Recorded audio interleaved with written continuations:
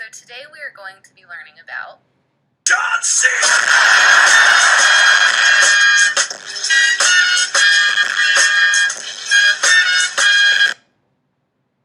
Just kidding. So today we actually are going to learn about radical functions and rational exponents. How can I rewrite expressions involving radicals and rational exponents using the properties of exponents? So this will require a lot of recall from Algebra 1. So first we want to look at systems of equations, which we've talked about before, especially with quadratics and linear functions, but now we're expanding to any exponents that are positive integers. So looking at this table that we've got below, if we have x to the nth power equal to c, where c is a constant. I'm really looking at a system of equations where I have a constant graphed, and we know that if we graph y equals c, which is any real number, then it's going to be a horizontal line. So if I have an nth degree that is odd, so x to the third power, x to the fifth power, etc., I'm going to have exactly one solution for any value of c that I'm graphing. If I look at n being even, though, we have three different scenarios, and we've talked about this especially with quadratics. We know that when n is even, the graph resembles a quadratic function with several different loops in here depending on the degree. So we really want to just think of it the most general scenario, which looks more or less like a parabola. So if c is greater than 0, we have a positive and a negative solution. Keep in mind I don't have any leading coefficients for this function, and I don't have any translations whatsoever, so this would be a parent function of any n value that is even. So I would have a positive and a negative solution, or if c is equal to 0, that means that I would only have one solution, and that would be right here at the origin.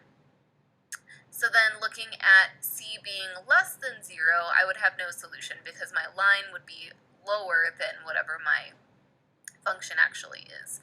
So recall this information. That would be a graphic way to represent this. If we're going into radical functions, though, so say that I wanted to solve for x by itself, to get rid of this exponent, I would have to take the root of that function. And if I'm doing it to one side of my equation, I would have to do it to the other side. So that's what we talk about on this next slide, is now we're talking about nth roots. So we've seen square roots before, we've even seen cube roots before, now we're getting into higher ones. So if c is a real number and n is a positive integer, keep in mind we're still talking about positive exponents here, then the nth root of c is denoted by either of the following symbols. So we've talked about a cubed root before, where we write the 3 and then the square root symbol. So this would be an nth root of our function. Or over here, we can also raise it to the 1 over n power. And I've mentioned this in class before. I've said that the square root, so if we have a square root of 5, that can also be written as 5 to the 1/2 power. So keep this property in mind. We'll be using it throughout the lecture. And then you can also note the following things. So the solution of x to the n equals c when n is odd, that's what this is doing. That's what these nth roots are doing. Or we're specifically looking at the non-negative solution of this. So if n is even, so for example, if I had the square root of 4 is equal to 4 to the 1/2. We know that the square root of 4, we've learned before at least, that it could be positive or negative too. In this case, I'm referring to the square root as being the principal root, which means that I'm only taking note of the positive or the non-negative solution. So in this case, that would be just the positive 2. So consider this as we go through the rest of the lecture. For the following example, we're going to simplify the following expressions. We should know how to do part A already, so that would be just multiplying these two radicals together. So looking at something like this, I know that 8 times 12 is going to give me 96. So for part A, I would basically just be doing the root of 8 times 12, which ends up being square root of 96, and then taking a square root of 96 won't give me an actual even answer, so I can separate this to be 16 times 6, which from there I know that I can take the square root of 16, which is 4. Again, I'm only concerned with the principal root here, so I'm not writing plus or minus 4, I'm just writing 4. And then I still have the square root of the 6 left in there. So really this would be my solution to part A. For something like part B, some people tend to look at it and say, oh, well, these are not the same radical, so I can't combine them. Well, you have to think of simplifying first to see if there is a way that you can simplify it. So I know that the square root of 12 could be rewritten as the square root of 4 times 3. And then I know that the square root of 75 could be written as 25 times 3. So now looking at this, I can simplify each of these. I can take the square root of 4, which is 2, and then I have root 3 left over. If I take the square root of 25, I have 5 with the root 3 left over. Now I see that these both contain the same radical, so I can simplify these. So if I have 2 square roots of 3 minus 5 square roots of 3, I'm left with a negative 3 square roots of 3. So this would be my solution to that. So keep that in mind. Don't just look at them and say, oh, I can't combine them because they're not the same. You can make them to where they are the same. So going on to part C, this is where we're probably starting something that's a little bit newer to some people.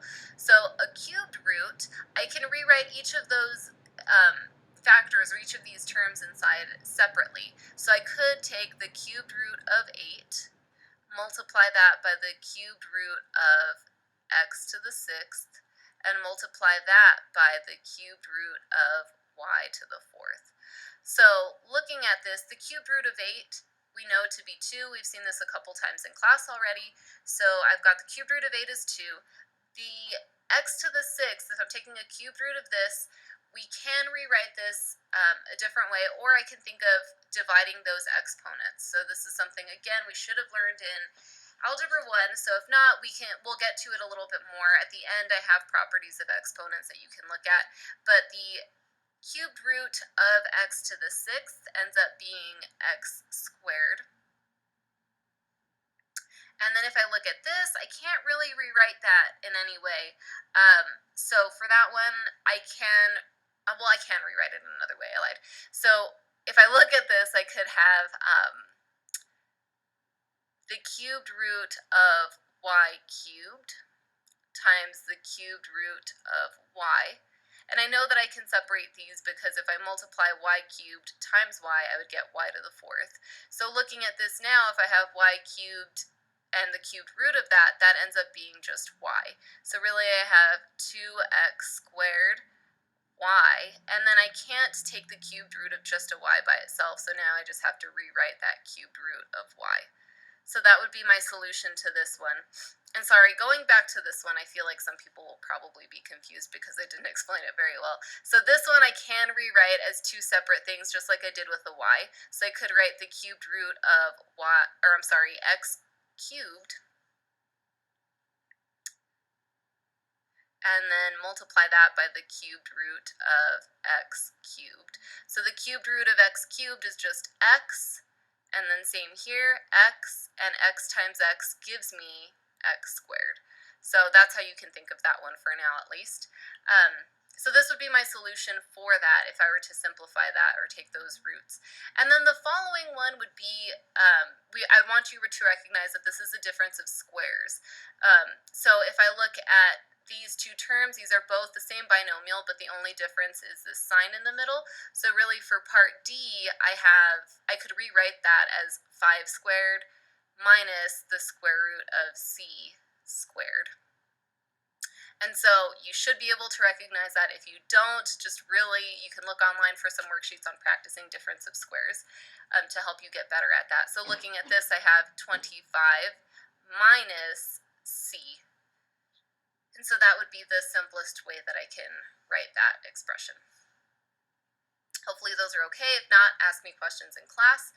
We're moving on to example 2, which is evaluating nth roots.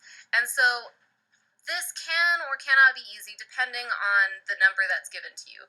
So if I'm looking at part A, for example, I know that we've got 40 to the 1/5 power. In our previous table, we knew that we could rewrite this 40 to the 1/5 power as a 5th root of 40. So in this case, I can try to think, well, is there a number that when I multiply it by itself 5 times, I'll get 40. So if I think of something like 2, 2 times 2 is 4, times 2 is 8, times 2 is 16, times another 2 is 32. So it's close to 40, but not quite. If I think about the number 3, I've got 3 times 3, which is 9, times 3, which is 27, times 3, which is going to be a number that is bigger than 40. So I know somehow a fifth root of 40 is going to be somewhere between 2 and 3, but it's hard to determine the exact number off the top of your head. So in something like this, or a scenario like this, you would want to use a calculator. So looking at your calculator, I'm going to type in the 40 and then raise it to the 1/5 power. What I want you all to note is that I'm putting the 1/5 in parentheses. You have to do this when you're doing this in the calculator, otherwise you will not get the right answer. So looking at this, I have 2.09, so I was right. The fifth root is somewhere between 2 and 3, but I couldn't really decipher it exactly. So something like this, you would want to write that 40 to the 1/5 power is approximately equal to, so let me erase this, sorry.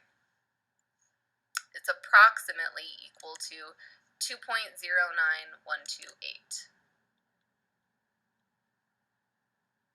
And you want to write as many numbers that show up because that's going to be your most accurate answer.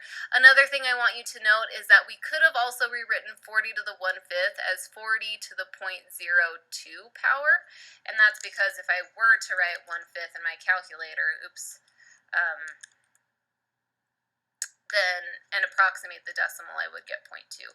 So that one is a terminating decimal, which is nice. So we could have put it into our calculator the same way, so 40 to the 0.2 power, and it would have given me the same answer. So make sure that you're aware of these. If you want to convert them into decimals, that's fine too.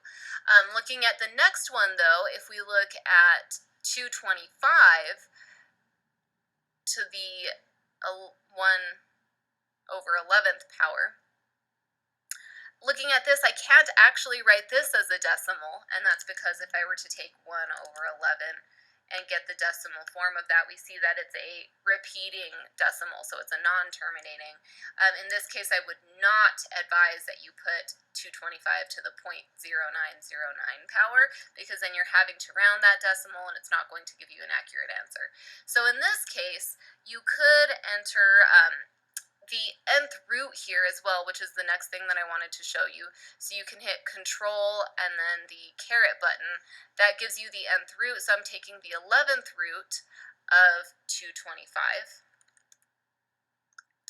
And that'll give me 1.63619, so approximately 1.639. So to rewrite this, 63619. I think I said that wrong. So that's what we get there. Or again, if you wanted to enter it in fraction form, you could do the caret and then do in parentheses 1/11. Same exact answer. So take note of both of these possibilities. So going on to the next part of our presentation, rational exponents.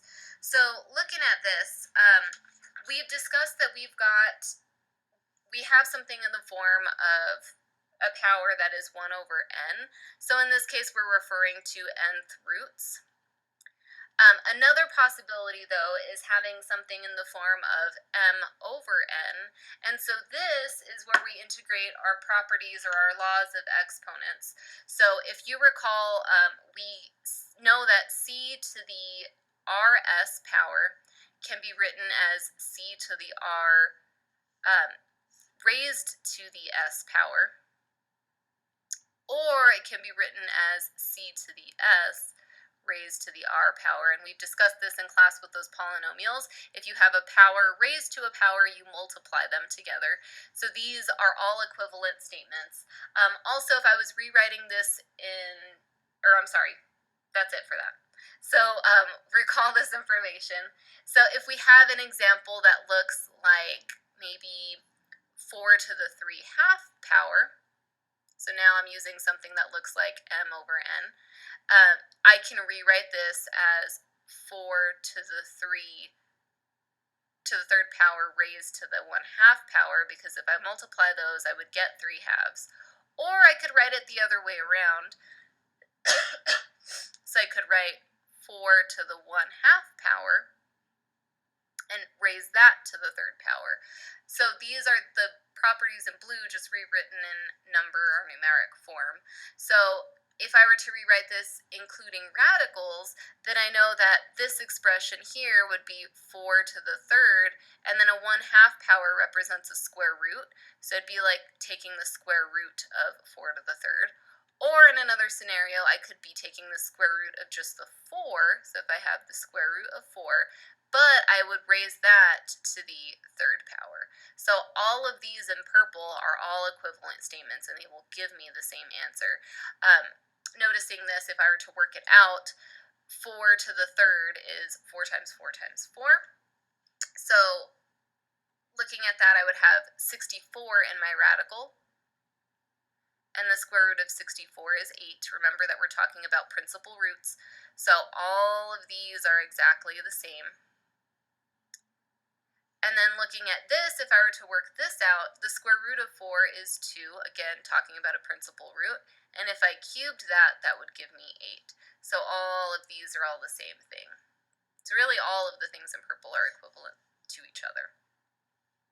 So now, looking at this table, we have a definition of our rational exponents, which basically tells me what I explained in the previous slide, but it's putting it in a more general form where t and k could be any of those positive numbers that we've been talking about so far. So these were the 2 examples that I gave you previously, or these are those same examples in radical form.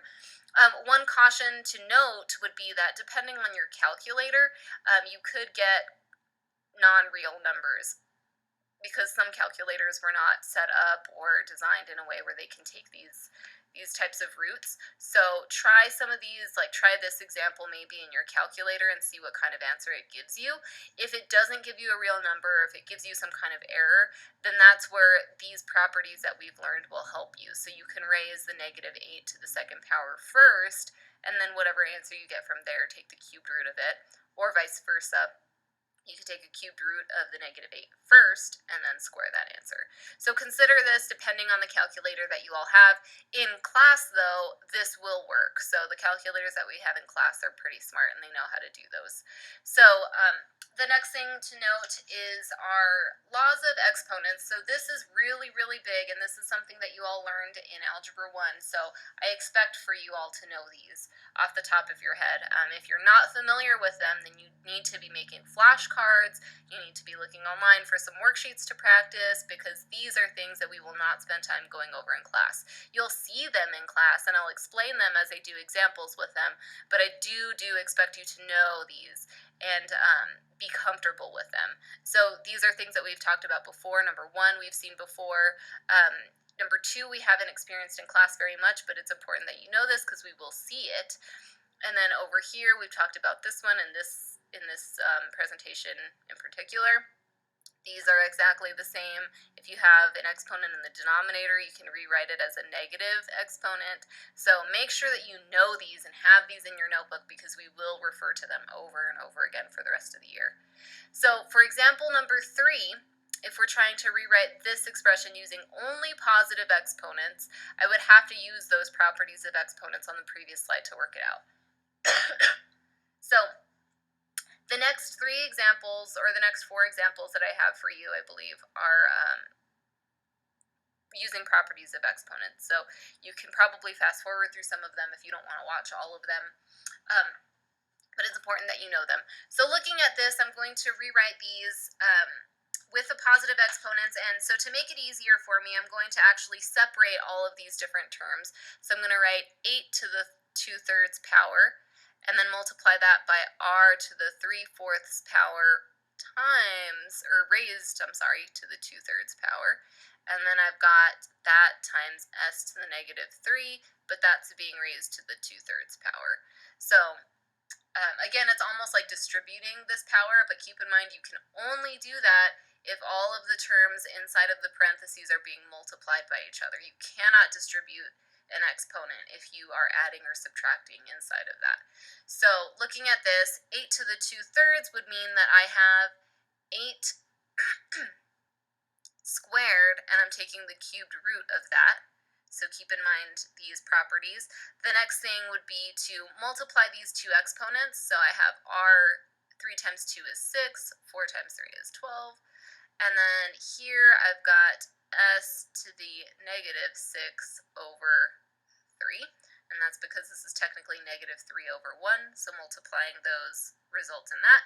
So simplifying this a little bit more, I have a cubed root of 64. I have r to the 1/2 power, and then I have s to the negative 2 power. And then looking at this, I can put in the cubed root into my calculator if I'm not sure what the cubed root of 64 is. So 64 raised to the 1/3 power, or I can use that cubed root symbol, would give me 4. So I've got 4 here. I have the square root of r, and then s, we learned on the previous slide that s to a negative power can be rewritten as s to a positive power, but only in the denominator instead. So this would be my final answer, or if we were writing it in only exponential form or using exponents, I could write it like this. I personally prefer something like this, but either way would be fine. So going on to another example that is similar to this, we want to simplify this expression. And that's the same for the next 3 examples, or the next 2 examples. We're simplifying these expressions. So looking at this, I'm going to distribute this x to the 1/2 to both of these terms. So I have x to the 1/2 times x to the 3/4 minus x to the 1/2 x to the 3/2. And so remember that if I have the same base and I'm multiplying these two, then I want to add these numbers to each other. So I could rewrite this as 2/4 and then 3/4. These ones are already similar. So if I were to add these, I have 3 plus 1, which is 4. And then I still have that same denominator. So here I can add these now, which I would have x to the 5/4 minus x squared. And so that would end up being my final answer. I can't combine these anymore because I'm subtracting them. So if I were subtracting them, the powers would have to be exactly the same. And in this case, they're not. So this would end up being my final answer if I was simplifying this as much as I possibly could.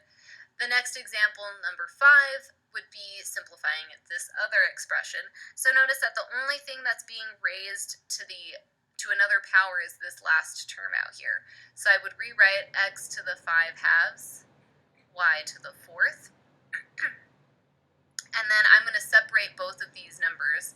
So let's write this, and then I've got x that's being raised to the negative 2 power, and then I've got y to the 7/4 being raised to the negative 2 power.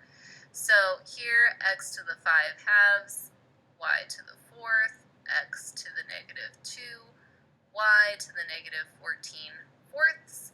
I want to rewrite this in a way where the x's are next to each other, the y's are next to each other. I can do that because all of these terms are being multiplied anyway, and so the multiplication property is that the multiplication property that we've learned is that I can move all of these around. The order doesn't matter. So I have x to the 5/2. Oh, that's not an x, sorry. X to the 5/2 times x to the negative 2. And then I have y to the 4th, y to the negative 14/4. And so now I want to find those common denominators so that I can simplify this. So here I've got x to the 5/2. This would end up being negative 4/2. And then this one I'd want to multiply 4 times 4, which would give me 16. So this is really 16/4, and then negative 14/4. So simplifying it further, I want to add these exponents to each other. So 5 minus 4 is a negative 1, or I'm sorry, positive 1. I'm not thinking now. 1/2, and then going on to the y's, I want to do the same thing. So 16 minus 14 is 2/4. And so I know that I can rewrite this as the square root of x. This also becomes a 1/2. So if I have y to the 1/2, that means that I have the square root of x times the square root of y. We know that when we have exponents like this, then I can, or when I have radicals like this, I can multiply those two things. So really, this is what my answer becomes, square root of x, y. So that would be the simplest form for that one. Going on to our almost last example is we are going to let k be a positive rational number. So we know that that's going to be a positive exponent in the first case, and then this one ends up being negative. We're going to write the expression without radicals using only positive exponents. So this is going to take a lot of rewriting. So the first term I'm going to focus on, I have c to the 5k power. And I know that if I'm taking a 10th root of that, then I can just divide this by 10 to rewrite it. So that would be my first. And actually, I may want to show the steps for that, I'm sorry. So c to the 5k power, and I'm raising that to the 1/10 power. I'm multiplying that by c to the negative k power, and then I'm raising that power to the 1/2. But then I'm also taking a square root of all of that, so I'm going to put it in brackets and take the square root of that. So this would be the way to write it with only exponents, so now I can simplify it more. This one I said we could multiply those, so I have c to the 5k over 10. This one I'm going to simplify the inside first, so I have negative k over 2, and then that I still have to raise to the 1/2 power. So going on with that, this I can simplify more, so I have c to the k over 2, really. And then this one, I have c to the negative k over 4. So that's what we've got so far. I can combine these in a way because I'm multiplying them, so I can rewrite it to where there's just the base of c. And then really I have k over 2 minus k over 4 because we add those exponents to each other. But I need a common denominator, so c to the 2k over 4 minus k over 4. So really that ends up being c to the k over 4 power. And it said to leave it in this form where we have positive exponents, so that would be my simplest answer for that one. We have one last example, and the reason I'm doing this next one is because I'm finding that people are still not able to rationalize fractions. So I want to make sure that we know how to do this, and this will be the last example that I do for you because I've done them in previous notes. So if you don't understand it now, like I said, look up a worksheet or look up some practice that you can do for this. If I have a square root in my denominator, which is similar to having an I in the denominator, and we've seen this before in quadratics, we saw it earlier this week, you'll want to make sure that you're multiplying by the conjugate. So if you don't know what a conjugate is, you need to learn that because we've talked about it multiple times before. So multiplying by the conjugate, I know that the conjugate of this is 3 minus square root of 6, so I would multiply top and bottom by the same thing. So in the numerator I have 6 minus 2 root 6, and then in the denominator this becomes a difference of squares, so really I have 3 squared minus square root of 6 squared. So numerator stays the same, so 6 minus 2 root 6. And then denominator becomes 9 minus 6. So I have 6 minus 2 root 6 over 9 minus 6, which is 3. If I was going to separate this and simplify this a little bit more, I could do that. So I could take 6 over 3 minus 2 root 6 over 3. 6 over 3 ends up being 2, so I'd have 2 minus 2 root 6 over 3. So if you're not familiar with that, make sure that you practice it because I will not spend time in class going over this anymore. So make sure that if you see a square root in the bottom, you multiply by the conjugate both in the numerator and denominator. So that's it for this set of notes. Hopefully it wasn't too bad. We will have more practice with this in class on Monday, and then your most recent worksheet with the binomial theorem, that is due in class on Monday as well. So be prepared for that, and I will see you on Monday. Bye, guys.